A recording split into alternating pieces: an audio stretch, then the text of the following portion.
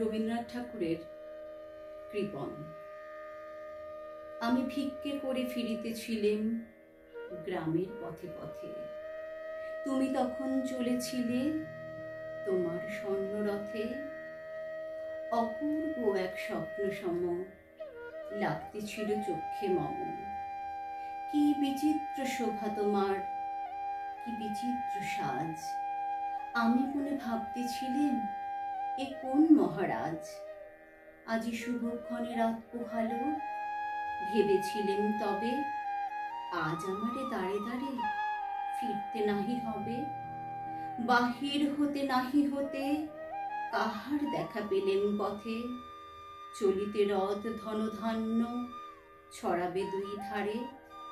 মুঠা মুঠা কুড়িয়ে নেব, নেব ভারে ভারে। দেখি সহসা রথ থেমে গেল আমার কাছে এসে। আমার মুখপানে যে নাবলে তুমি হেসে। দেখে মুখের প্রসন্নতা জুড়িয়ে গেল সকল ব্যথা। হেনকালে কিসের লাগি তুমি অকস্মাৎ। আমায় কিছু দাও গো বলে বাড়িয়ে দিলে হাত। মরি, এ কি কথা রাজাধিরাজ, আমায় দাও গো কিছু। শুনে ক্ষণকালের তরে রইল মাথা নিচু। তোমার কি বা অভাব আছে ভিখারি ভিক্ষুকের কাছে। এ কেবল কৌতূহলের বশে আমায় প্রবঞ্চনা।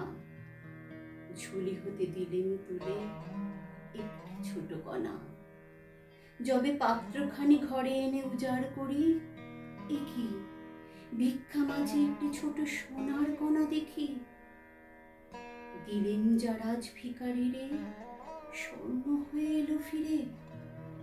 তখন কাঁদি চোখের জলে দুটি নয়ন ভরে। তোমায় কেন দিইনি আমার সকল শূন্য করে।